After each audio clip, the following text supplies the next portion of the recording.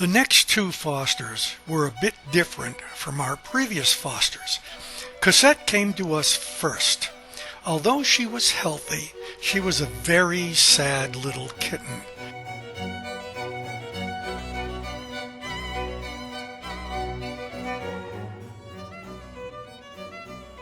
She cried for 14 hours straight, and nothing we could do seemed to help.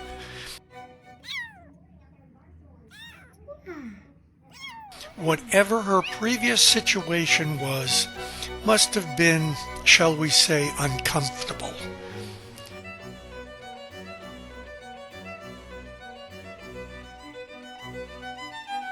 On the second day, although, she would play and it was sporadic, but she would still cry.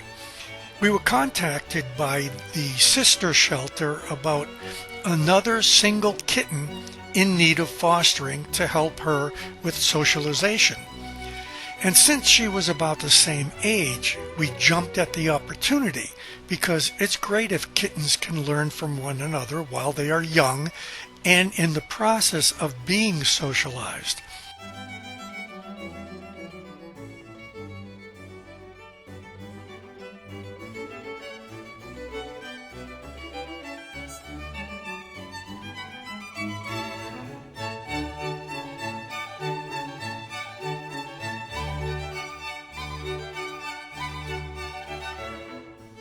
So that allowed us to introduce Janis.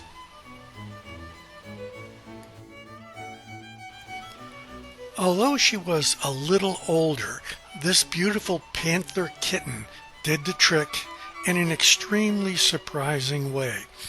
Cosette stopped crying immediately. When you first get a foster, you need to keep them in the pen for at least 24 hours to decompress. They get used to the smells and what they can see. Cosette was thrilled to have a pal her own size. She went over to Janis right away and offered to play, but Janis just wasn't ready. She wasn't belligerent or nasty. She just didn't want to engage at that time.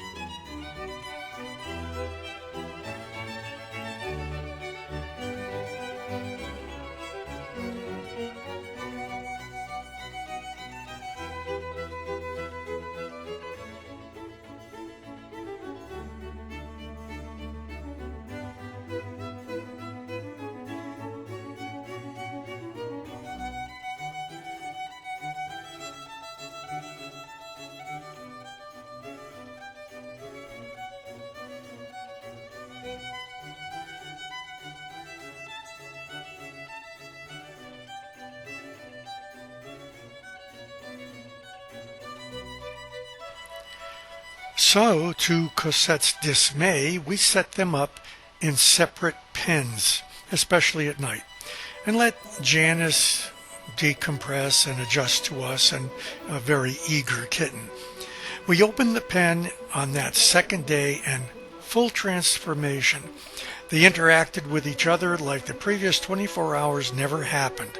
Cosette was a much happier and engaging kitten in full play mode, and Janis accommodated her. From that point on, they became inseparable. They would not just play and sleep together, but eat and swap the same food dishes.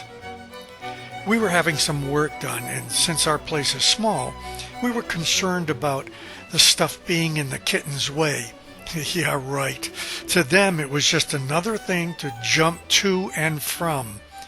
Even when the work was being done, they couldn't care less.